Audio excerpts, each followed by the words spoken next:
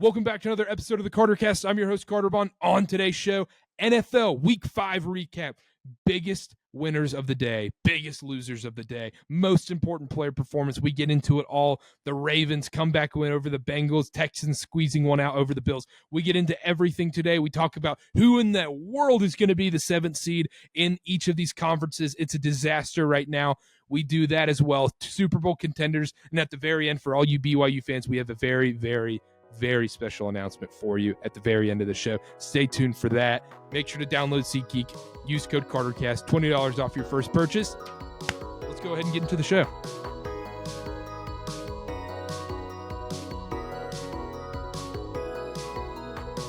We're live. It's just Dylan and I. NFL Week 5 recap. Long Sunday, great Sunday. As always, it was a war once again. Titans on a bye. Panthers might as well have been on a bye. I don't think that game happened today. Go ahead. Well, we'll touch on the Panthers because we have some talking points planned. I may or may not have the Panthers, but I did want to point out because the Titans did not play, not last in the division. Yeah. So all of you Titans haters are saying, "Oh, the Titans are bad. Will Levis is a bad quarterback." Suck on that. We're not last. 1-3. Thank you. And so we're doing the NFL recap today. I wish we were able to do a college football recap because upset Saturday. Oh my goodness. If you had a bye yesterday, that was the greatest thing ever. And yeah, you're right. That's a good way to put that. If you had a bye, that was a win. You think about the Texas Longhorns. Well, their biggest win was not playing a football game on Saturday. Illinois' biggest win was BYU didn't play. They go up 7 spots up in the rankings. So hilarious Saturday slate. We'll talk about that on the college football preview show this week. But it's NFL recap. We're recording Sunday night during this delay of the Cowboys-Steelers. We're going to start off with our biggest winners of the NFL Week 5 slate. Dylan, who is your biggest winner this week? I want to apologize to this man. I slandered him on I think it was the NFL preview show last week. I can understand why he is injured, and I can understand why he is in the situation that he has, albeit put himself in. The biggest winner of this week by far is Davante Adams, because he is getting out of Las Vegas as quick as possible, and there's nothing that could be better for a wide receiver than getting out of Las Vegas. We saw them throw 3 interceptions. One was a pick 6, 2 of them from Gardner Minshew, and then it's the second time it's happened this year. Antonio Pierce said, "All right, Minshew, you're out. O'Connell, you're in."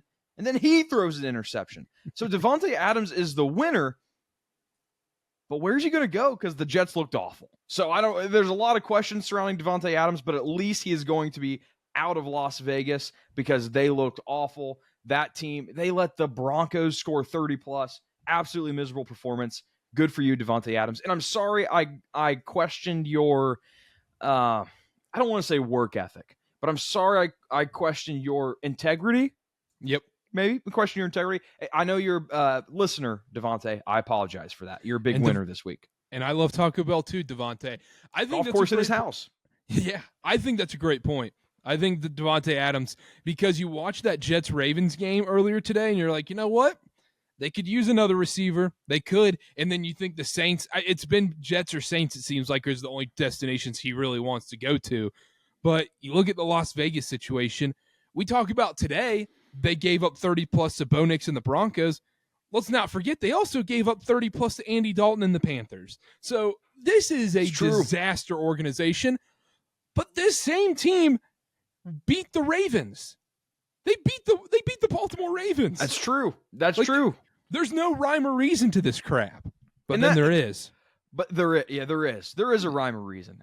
Even if there's a little bit. We had this discussion today. These imbeciles in our TikTok comments. Well, stats mean nothing. It's a week to. Well, buddy, we got to fill 3 shows a week. What are we supposed to talk about? Are we just supposed to sit here for an hour each time and say, the Panthers could beat the Bears. Maybe Bryce Young will get the start. Who knows? We can't use stats. Absolutely, just imbecile take. Don't even get me started, Karter. And imbecile also, take. I don't like responding to comments, but also to that comment though, like you can't just sit there and say, I think this team's going to win because they're good or they're due. You got to have some other kind of basis for them winning that football game. Because I learned early on, that's what I would say. You know, when you listen to this podcast, you listen through. No, dog is different. Dog's not real. We've talked about this. But that's different. That's different, but it doesn't matter that much. What's the difference between dog and then they just win games? What is the difference there? That's a great question. Clutch. Clutch gene. They just went. Okay, all right, whatever. Okay, go ahead, Davante Adams. Before we stop with the Davante Adams talk, because I don't know where this is going. You're Davante Adams. You're out of Las Vegas. You're likely not coming back. You're trying to find places to go, and you obviously want to go play with a quarterback that you've been with. So Aaron Rodgers, Derek Carr at Fresno State, which would be the Saints. Do you see that Jets game this morning? And I think I saw Aaron Rodgers might have a low ankle sprain and think, I don't want to go there at all. Or is that more just Vikings defense? Brian Flores is pretty good. It's not going to be an every week thing, even though we have kind of seen it every week. But I think it's two things. I think it's one. I think it is the Vikings. I think it's Brian Flores' defense, and the Vikings have just been dominating everyone, it seems like. I think that's the fair case. But I think the other point's also very, very true. We talked about this in all of our NFL preview shows coming into this season. This is a very fragile Jets locker room. Aaron Rodgers, there is so much. You can just feel the tension watching their games. Every drop pass, every little miscue, it looks like someone's getting mad. And everybody that's, these receivers, these offensive linemen playing for Aaron Rodgers, it's like they're walking on a tightrope. They're, I'm sorry, sir. Sorry, I messed that up. I'm so sorry. And Davante Adams and Rodgers, sure, they have a different relationship, but do you want to be a part of that? But here's the thing, though, Carter. You say they have a different relationship, and I did not expect to go on this Jets tangent, but do they have a different relationship? Because we've seen Lazard come over from Green Bay, and he's giving Lazard the same treatment he's giving Garrett Wilson that he's giving Breece Hall. It's not like fair. If you're Aaron Rodgers, I understand you're a veteran. You're a great quarterback. You've been in the league forever. But if you create an environment that is not conducive to your skilled players being comfortable, you're not going to get the most out of your guys. And we saw it already. I got to give credit to, I think it was Ben that spearheaded this, and we all agreed to this sentiment. But when we said at the beginning of the year that the Jets were going to have problems, if things ever went poorly, we knew this was going to happen. We saw Quincy Williams in the locker room say, hey, I'm tired of answering the same question every week. Some people have to be held accountable. And there's no doubt in my mind, he's either talking about Saleh, Hackett, or Rodgers. One of those three. And I'm going to go put my money on the latter. I'm going to say it's probably Rodgers. But it's miserable. And I never would have thought that it would have been this bad at the Jets when Rodgers came back. And Rodgers isn't even playing like he has the authority to make any of these comments. Like it's not just that receivers are dropping passes. Today, Rodgers missed passes, 3 interceptions. He's had 3 interceptions 5 times in his career. This was his 6th. He's played how many games? This is not, Aaron Rodgers is never at fault. That's the problem with Aaron Rodgers. I don't know why, if I'm Davante, I want to go into that type of system, into that environment. I would rather go to the Saints where they're winning games and the offense looks great, the defense looks great, and we'll see them play tomorrow or whenever this comes out. But yeah, crazy in New York. And shout out to Ben because he was right. And I just went on like a 3-minute tangent about that. No, that was fantastic. But it's right, isn't it? I mean, don't you feel the same way? Yeah, 100%. Quincy Williams, that interview, that's such a telling answer to that question where, hey, someone's got to be held accountable. And guess what? He's not talking about the defense. He's not talking about himself. He's talking about the offense. He's talking about Hackett, Rodgers, Saleh, like you were saying. And it's just so frustrating, like you mentioned, where Aaron Rodgers, you're throwing 3 interceptions. And 2 of those were 1,000% his fault. They were bad throws, missed throws. And you're sitting there getting mad at your receivers. You're getting mad at everyone else. You can't act like the diva when you're doing that. When you are that great and you are that person, you are the star of the show and you are the one carrying this team on your back like you did for years in Green Bay, I get it a little bit more. But now when you're in your 40s and you're missing throws and you're averaging 200, 190 passing yards a game, and you're not elevating your team in any way, is this team that much better than it was last season? It's defense. And that's something that you have to make a point about is the last 3 years, the defense has been great every year. It has gotten them to 500 seasons, 500 plus seasons. And now when Aaron Rodgers came in, he was supposed to be the saving grace. It was always the quarterback that was the problem. It doesn't seem that, I don't know what the problem is. Maybe Aaron Rodgers is bad. Maybe it's just the system isn't good. I don't know. I'm not an X's and O's guy, admittedly. But something is wrong there. Something is very wrong there. And if I'm Devontae, I'm really considering, okay, do I want to go and get yelled at by Aaron Rodgers whenever he overthrows me? Or do I want to go with my college buddy, Derek Carr, maybe throw a party or two, New Orleans? Yeah, absolutely. This is the last thing we'll touch on with the Jets, and then we'll move on to my biggest winner. If Zach Wilson starts the season with the Jets right now, are they 2-3? Yeah. It's really hard to say anything else because we've seen it before. We have seen this almost exact same team with Zach Wilson at quarterback, and we have seen similar results. 2-3 isn't crazy. I would have to go back and look at the Jets' record like last year when they started or what it be, but it's not crazy. I don't think that's crazy to say. Aaron Rodgers has not elevated this team, and to be honest with you, Carter, him coming in and being healthy, he didn't really have to elevate this team that much. He just had to be Aaron Rodgers, and he hasn't done it yet. He used to be 70% of Aaron Rodgers. Right now, he's 40%. And, oh, man. And the other thing is, I say this constantly when we do this podcast, constantly. Primetime games are worth $4 to the general public. London's primetime? Not London. No. I don't think London counts as primetime. But that Thursday night Patriots game, everyone tricked themselves into being, Aaron Rodgers is healthy. Aaron Rodgers is moving. Aaron Rodgers is throwing dimes. He played against the Patriots. We played against the Patriots. We know how bad this Patriots team is. We know they are trying to lose games actively from the front office. This is a piss poor Patriots team. They won. Yeah, sure. They look good. They won by 20. Great. You know what looked good in that game? The defense. They gave up 3 points.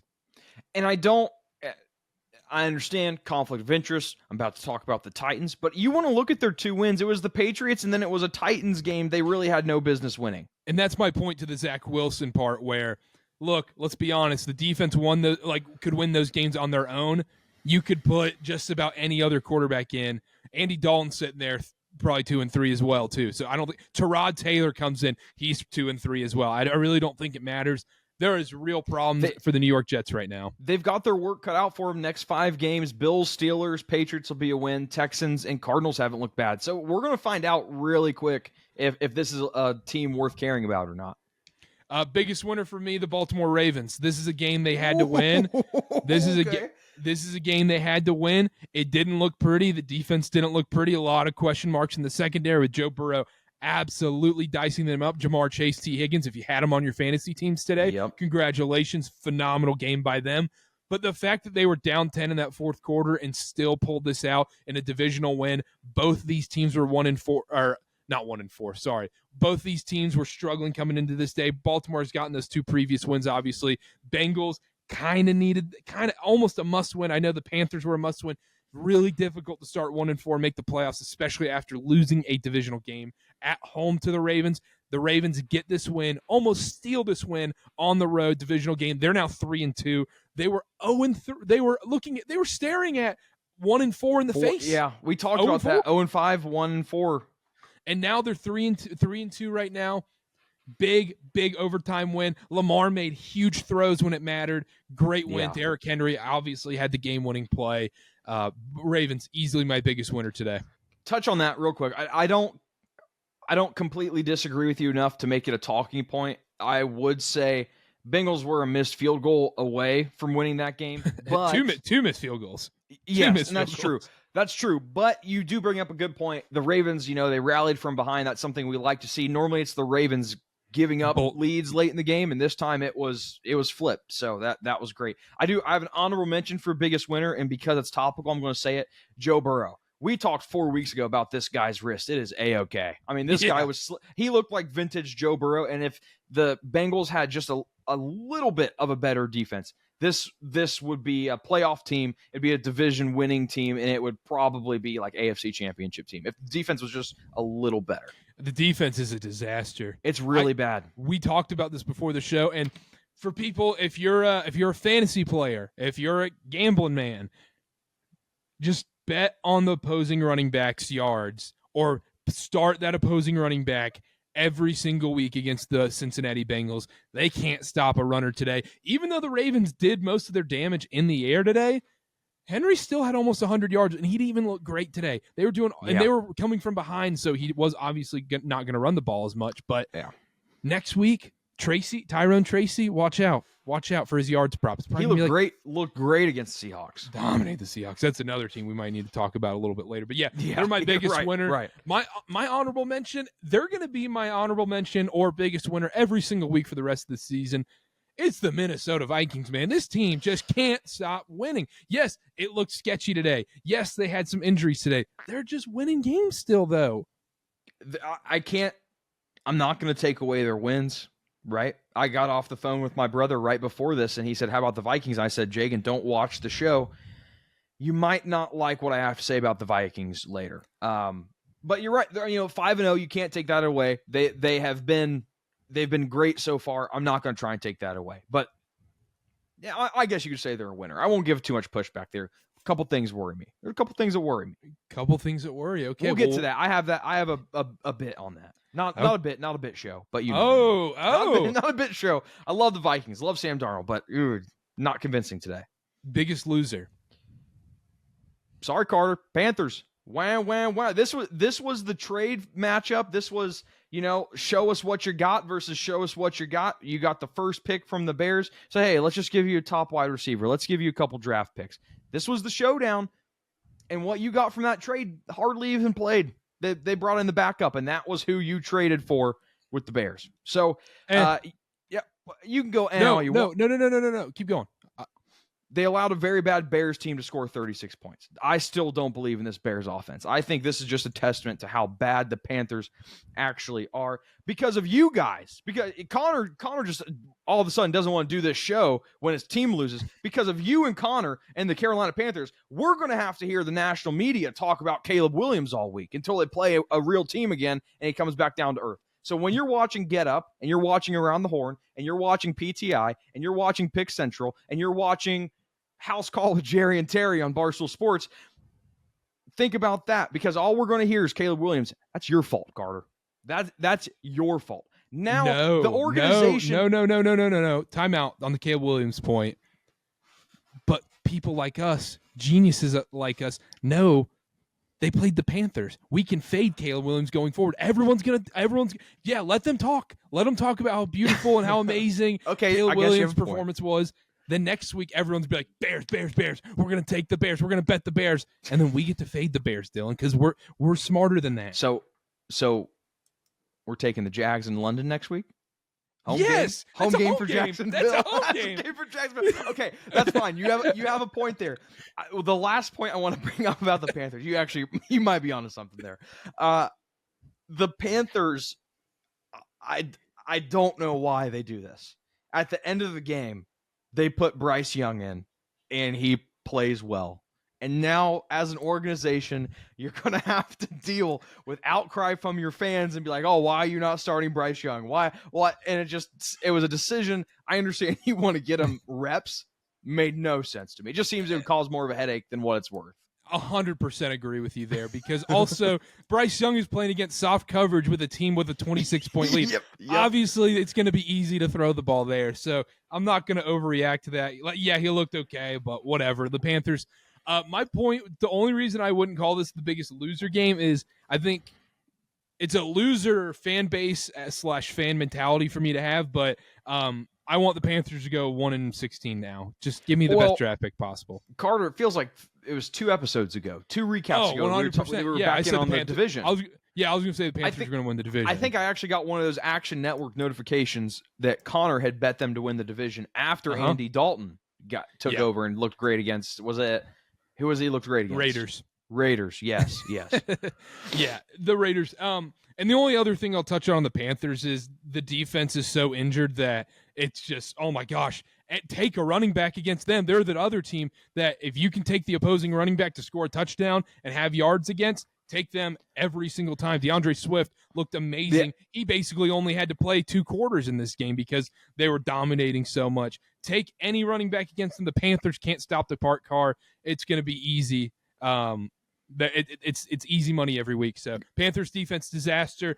Andy Dalton looked rough. The receivers are all injured or banged up. Just disaster in Carolina. But yeah, biggest loser. I think this is a very fair answer to call the Panthers biggest loser. This wasn't an official honorable mention, a little behind KarterKast minute.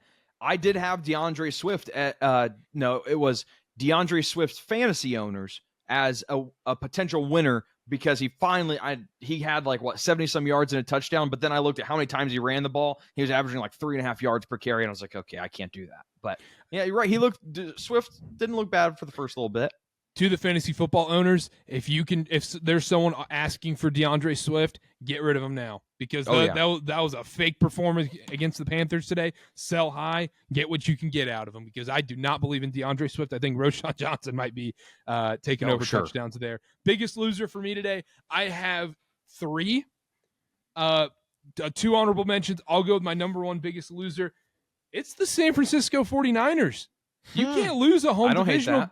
You can't lose a home divisional game to the Cardinals, and he's going to be in the same category with the 49ers. Brock Purdy, man. Brock Purdy without Christian McCaffrey is a different football player. Every quarterback that has had Christian McCaffrey and then loses him to injury is a different football player. We saw it with Sam Darnold in Carolina. We see it with Brock Purdy in San Francisco. This is real concerning for the 49ers. This is a game you can't lose. You had the lead in this game. You were up 10 at one point. You're up double digits, and you just couldn't get a field goal. You couldn't do anything to win this game. Pitiful performance by the San Francisco 49ers at home. I'm very disappointed. I'm very worried about the San Francisco 49ers going forward. That, admittedly, not something I was able to keep tabs on the whole time. Brock Purdy has gotten to the point, we have this conversation every year to where I would have to dive into his numbers when he doesn't have McCaffrey, but he has done enough in my mind to where I will not overreact to one bad game. And it doesn't help him that the Cardinals defense I don't think is very good. I do think the Cardinals as a whole are probably better than what a lot of us thought coming into the year, but you got to win that game. There was 7-point favorite. 7-point favorite, and that was a rat line. If you're sitting there being like, "Ooh, the Cardinals look bad last week against the Commanders," I'm gonna hammer the Niners. Niners are gonna blow them out. That defense, all this stuff. That never a divisional dog, a 7-point divisional dog. Are you kidding me?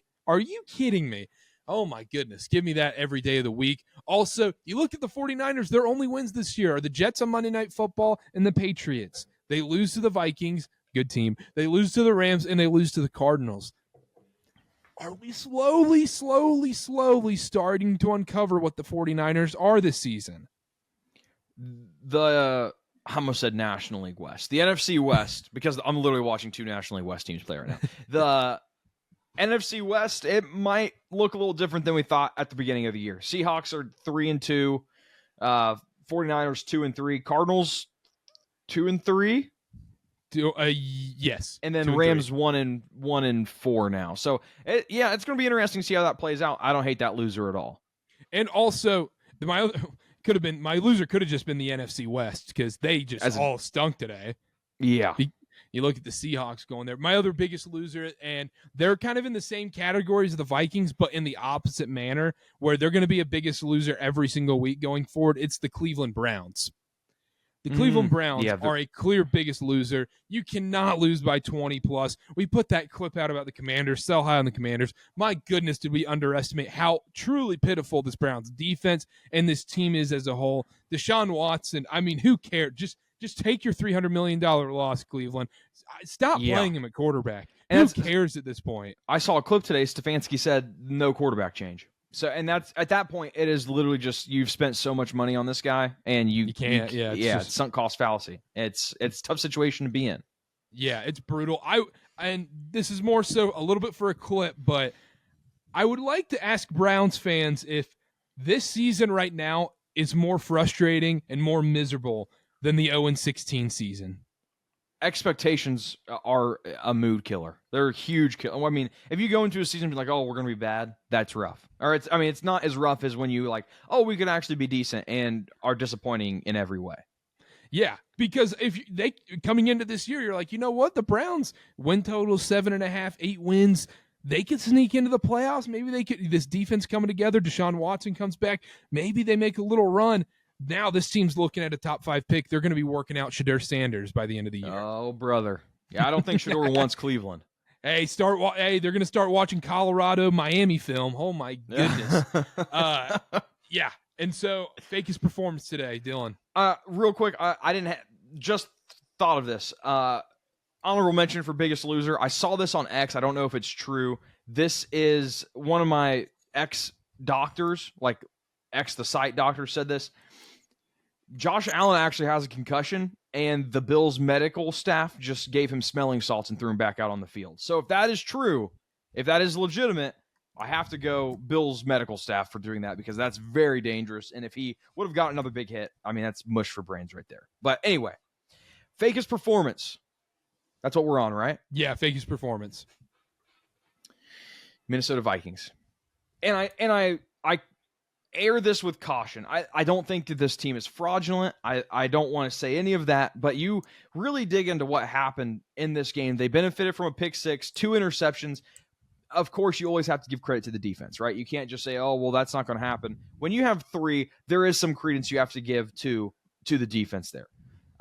Rodgers threw 3 picks. Like I said, something he's only done 5 other times in his career in how many games he's played.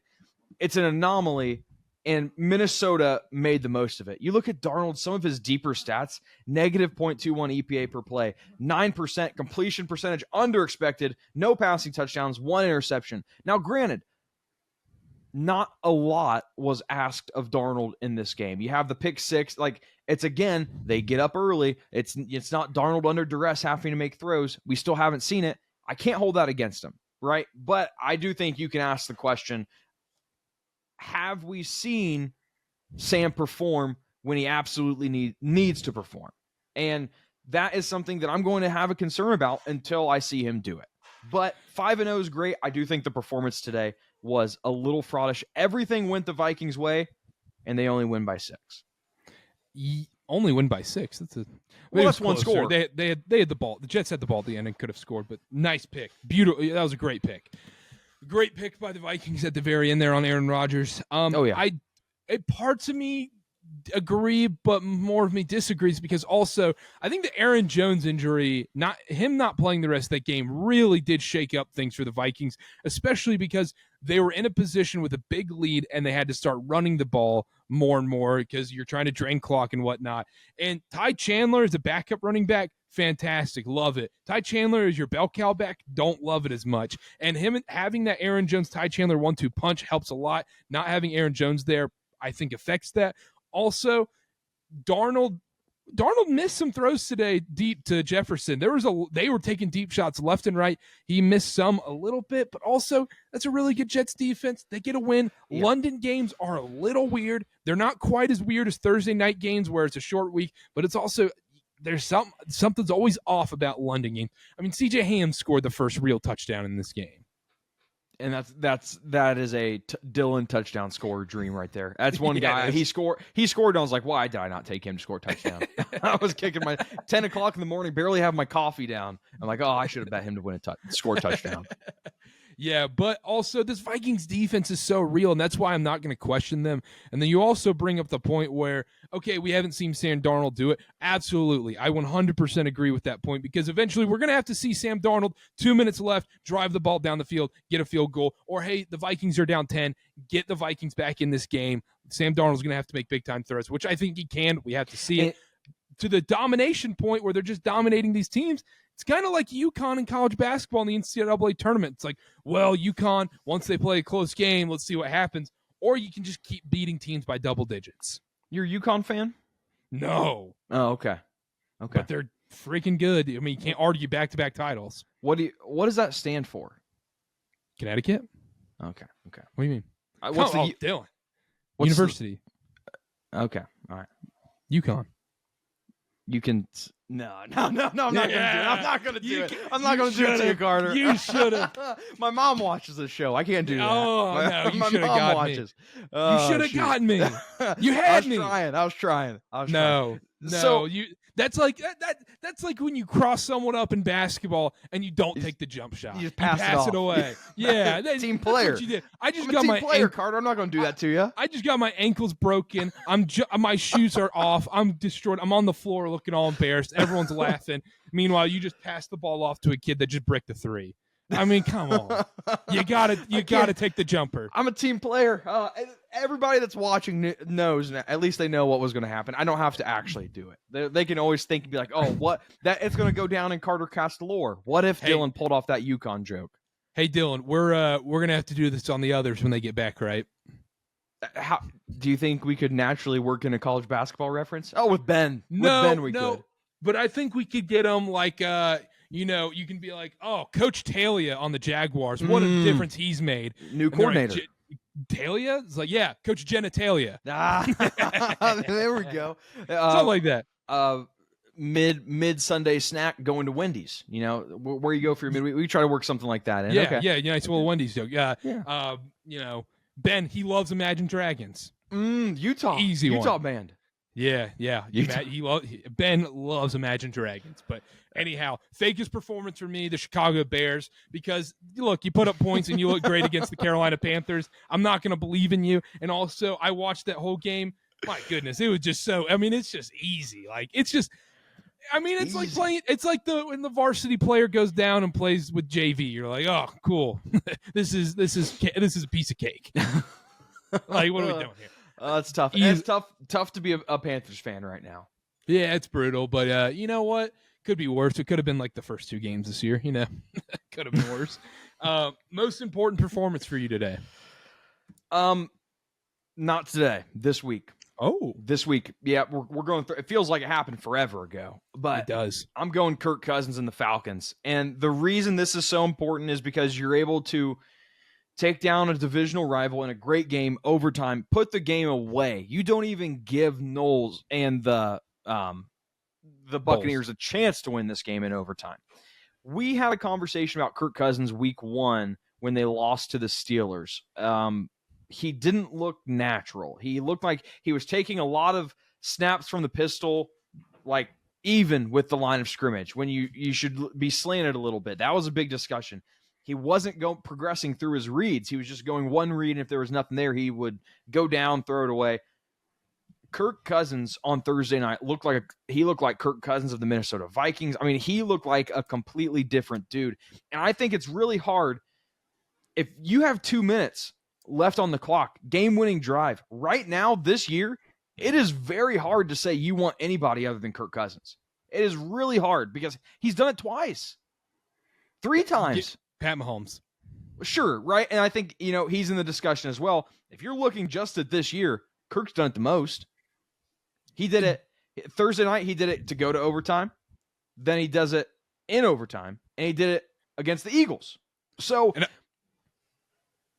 go ahead. Well, I'm just saying it's very hard to argue against that. If we want to get into the stats real quick, when he played on Thursday Night Football, every single scoring drive, every single drive they scored on, they started from their own 30-yard line. This was no gifted a short field and you score, 30-yard touchdown. Every single one was a 70-yard drive. He was 42 for 58, over 500 yards, 4 touchdowns, 1 interception.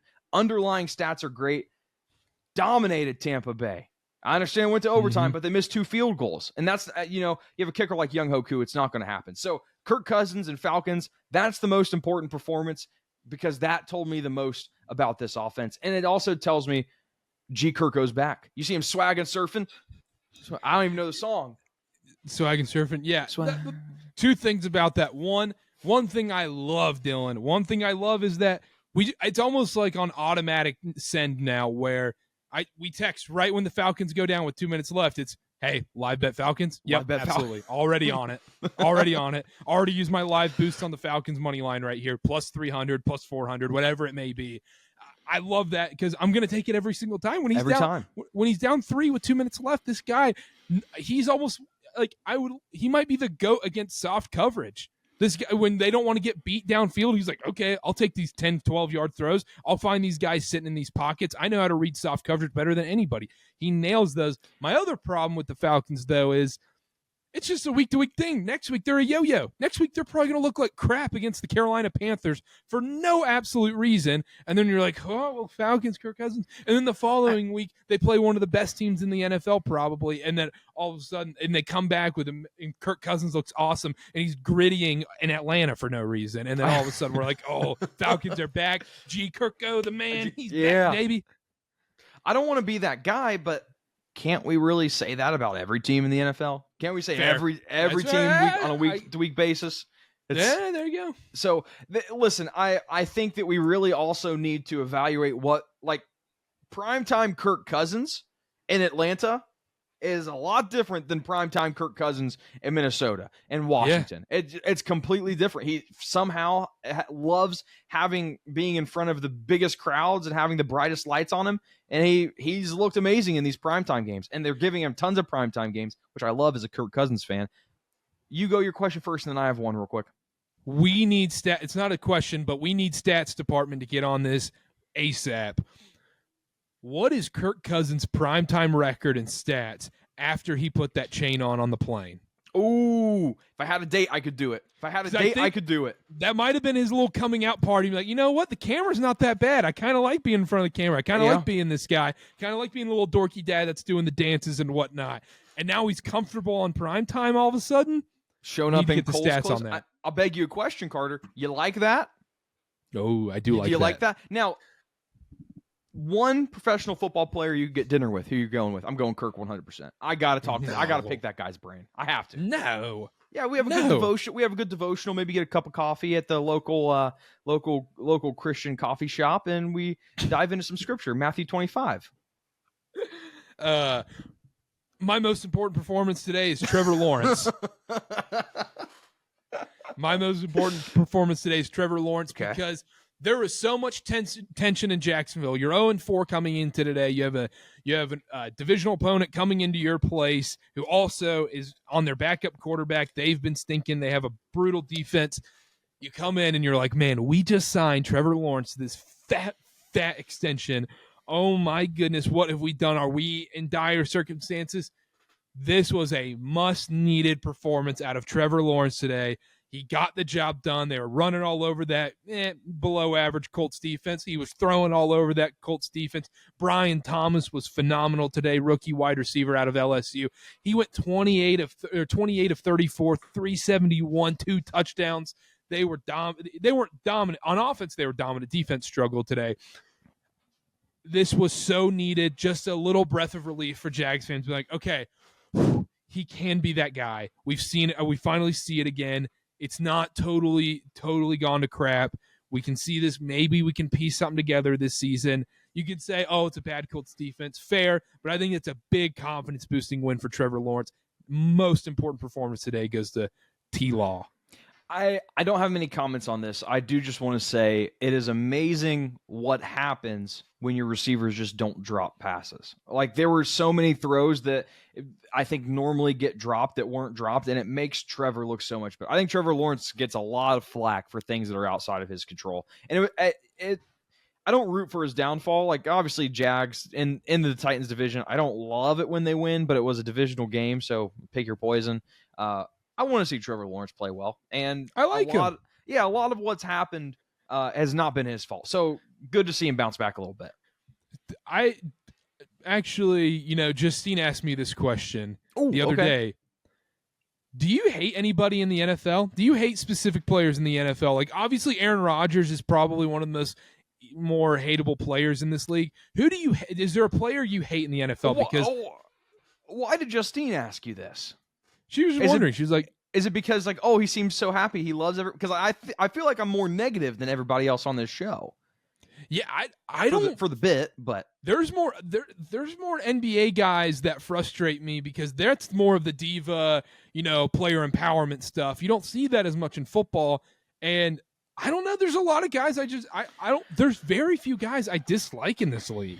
It comes and goes. I was really upset when Justin Jefferson didn't put Kirk Cousins on his top 5 quarterback list. As like, you have to do that. But then I got over that pretty quick. Sirianni. I hate Sirianni. But I'm talking players.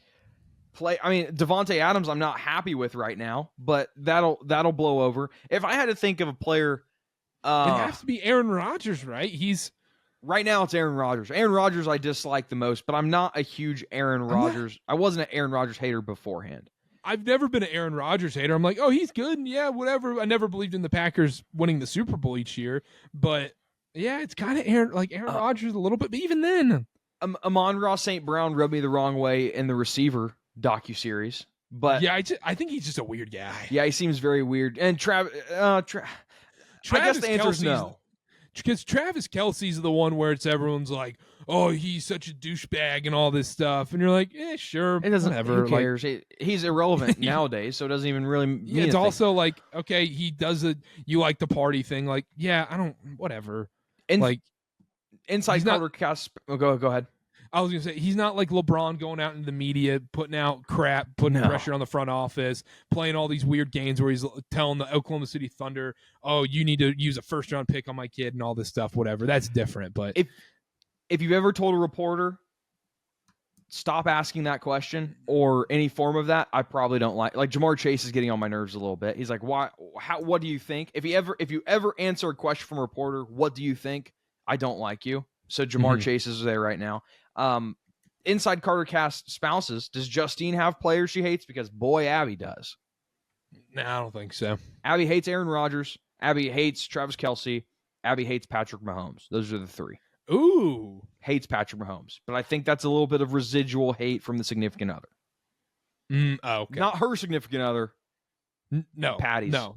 Patty's. Yeah, Patty's. Yeah. And we'll leave it there. Yeah. We'll go ahead and leave it there. We didn't get to touch on this game. We'll do some other segments real quick, but I did want to talk about the Bills-Texans real quick because you're sitting there wondering how on earth the Bills, man, you come back from behind, you do all the dirty work, and somehow you still blow that game. My question to this is, have the Texans sneaky just reached the Chiefs level of how in the hell did they win that game? Because I feel like I'm saying that every week where, man, the Texans, they didn't really play that well. They win. They're 4-1. I think this is more obviously offensively. Something was not there for the Bills today. Missing Shakir probably hurts, and then they're missing somebody on defense. Karter, tap me in here. Who was it? It's a big name. Keep going. Okay.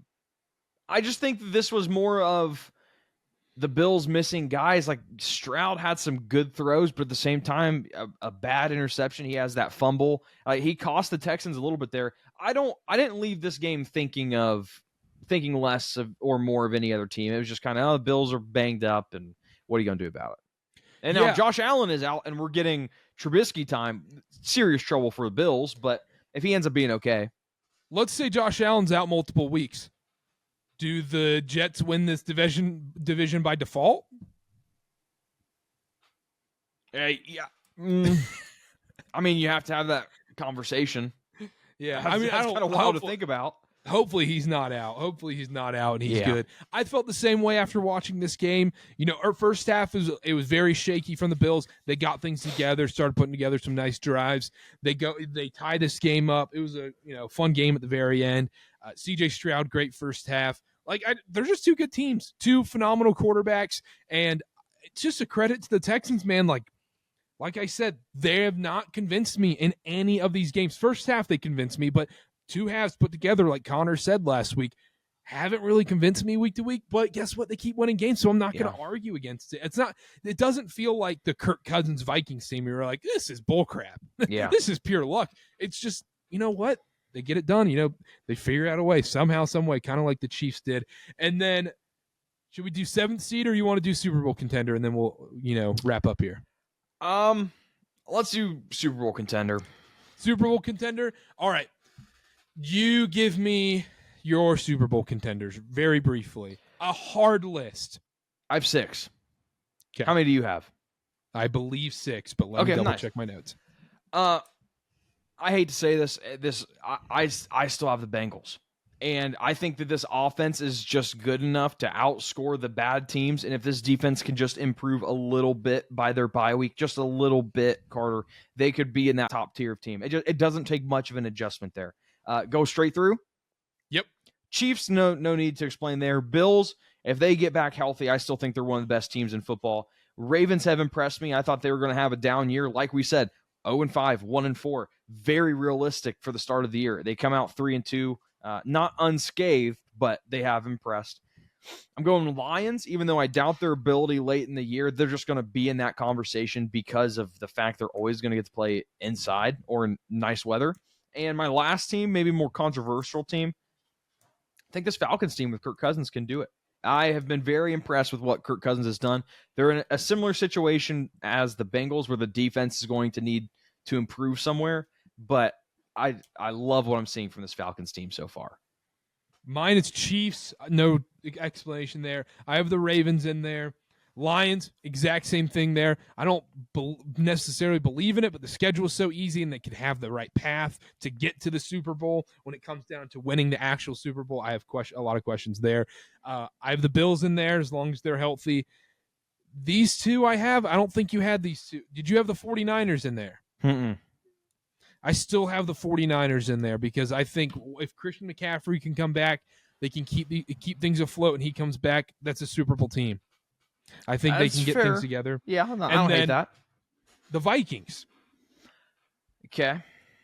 My issue with the Bengals that you had, having the Bengals in there, was how on earth can you believe in that defense? You can't, and that's I hear what you're saying. The defense would have to get a little bit better, but I think it can. The offense will be enough to score them into wins. I don't think there's a difference between the Bengals and the Cardinals really this season. Their colors? Yeah. Height smaller quarterback? Yeah. Height and quarterback. look at we went the same way. We've been doing these too long. Yeah, I think the Vikings are a Super Bowl contender. I think that defense is just so insane, man. They are dominant. They are fantastic. And then you get Hawkinson back after the bye. You got Addison. You've got Justin Jefferson, Aaron Jones, if he can stay healthy. Tell you what, man, that's a Super Bowl contending roster right there in my eyes. I got to see it. I got to see Sam go down and lead his team to a victory before I put him in a Super Bowl contender position. And Lions fans listening to this be like, you're going to have questions about us, but then you put the Vikings. Yeah, fair point. But I also believe in the Vikings defense way more, and I don't with the Lions. So there you go right there. Jared Goff's laid some stinkers. If the Lions need to be good, that Jared Goff has to play good baseline. Good. He can't play bad. Lions defense, sneaky improved. Oh, yeah, a lot better than last year. It's not you see it and you're like, oh, this is going to be a 70-point game every week. Yeah. It's like you shoot, 1 for 10 from the free throw line, then you go 2 for 10 from the free throw line. Lots of penalties, though. Lots of penalties in that backfield. You know how we feel about undisciplined football. I hate it. Hate it. Do we want to do 7th seed or save that for next week? We could do it. Let's do it real quick. Put it? Yeah. The 7th seed in each of these conferences is a disaster to think about. It is a complete disaster to think about because you say the team's name and you go, when you're like, I guess. That's how it goes with every single one of these teams you'll name. Say, for example, you're like, oh, the Broncos in the AFC. You're like, You're like, maybe. I mean, 7. You look at the other people. Who was your 7th seed in the AFC? I went with the Chargers. And I think this is a safe bet because I think they can get higher if Justin Herbert plays completely healthy. I think they could be out of the playoffs around that 7 seed area if Herbert does not play fully healthy or someone else plays. I think the defense is just that good under Harbaugh and Minter. So for the AFC, I went with the Chargers. But you're right. It's so tough going 5 weeks in trying to decide. Like, I was trying to do divisional winners. I'm like, maybe. I don't know. I can't. So, yeah. I also went with the Chargers.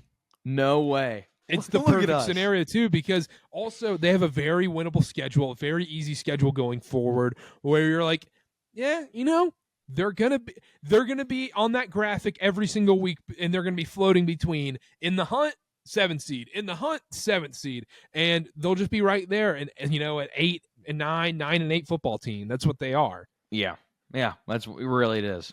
NFC, who's your 7th seed? This is my olive branch. It's my iPad pen is my olive branch here, Eagles fans. Carolina Panthers. Because I'm going Eagles for the 7th seed. I don't think this is a good team at all. The defense is bad. You have an awful head coach. But your schedule moving forward is very easy. 31st ranked strength of schedule remaining. I think you guys can do it. 9-8 will get you there. 10-7. I think the Eagles here for the 7th seed because they're not winning the division. This is a disaster. Did you go Eagles?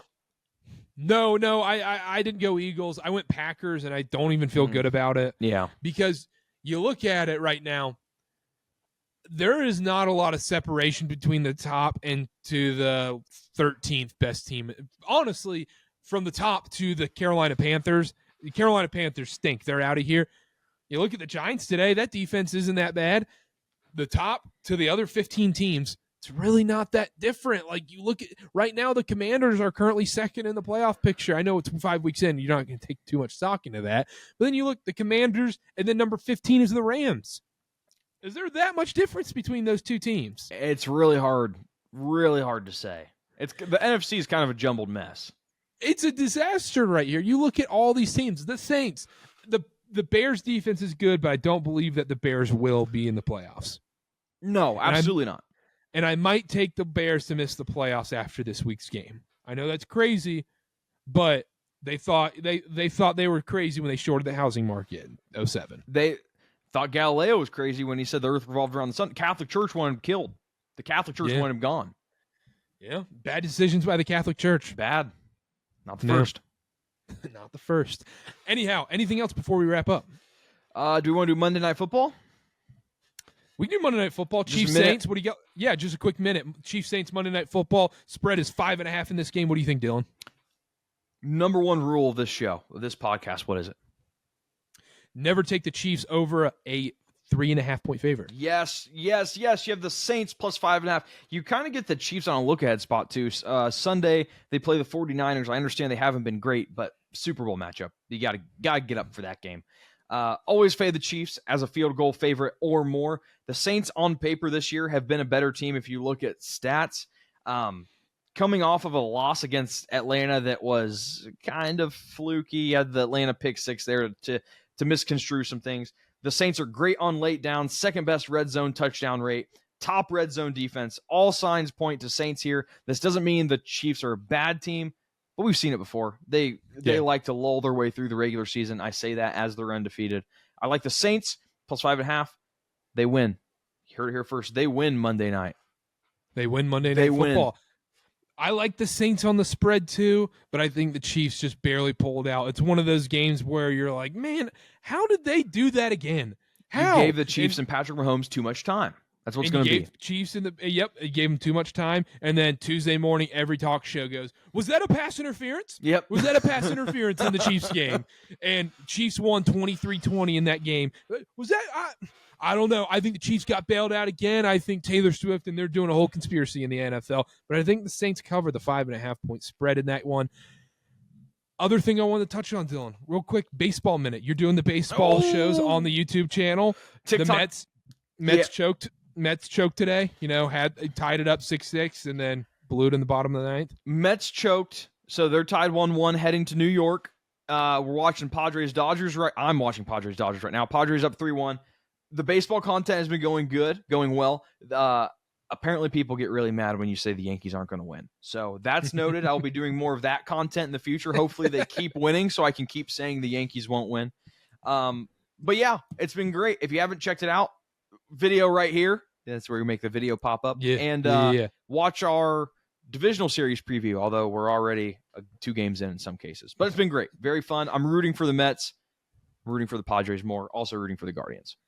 Let me ask you this real quick, and then we'll get out of here. We don't have to talk long about baseball. What's the best case scenario for the World Series? Not for your betting, but for baseball entertainment purposes. For fun?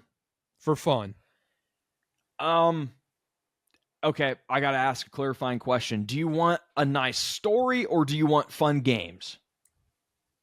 Either or, whatever you think. I think the most fun would be Guardians versus Padres. Padres are the most fun team in baseball right now. So that's purely from a baseball point of view, because it's got to be the Subway Series. That's another thing. New York, people would die. People would die in New York if there was a Subway Series World Series. That would be that. See, that's good for storylines. If you want to go storylines, Tigers making the World Series would be great because they traded everybody away at the deadline and then just waltzed into the playoffs. So there's a lot of things there. What you don't want, if you like the little guy, here at KarterKast, we like the little guy, even though we're all overweight, except for maybe Connor. You don't want to see the Yankees because they have the highest active payroll. So listen to that. Don't want to get derailed here. Real quick, we can wrap this up. The Yankees combined active payroll, 200 some million. The combined active payroll of the other two teams in the other divisional series, so the Tigers and the Guardians, $84 million. That's two teams, $84 million. The Yankees are paying over $200 million right now. Who wants to see the big guy win? I know. I mean, look, what do you think Brad Pitt's thinking about these baseball playoffs right now? Well, he's probably donating to the Yankees. He's like, oh, you got to pay a luxury tax. Here you go. I'll help you pay so they can win. Also, if you don't like big teams, you're kind of up a creek on the National League because these 4 teams that are left are all like top 10 in payroll. So maybe you just want the Guardians or the Tigers to win. Yeah.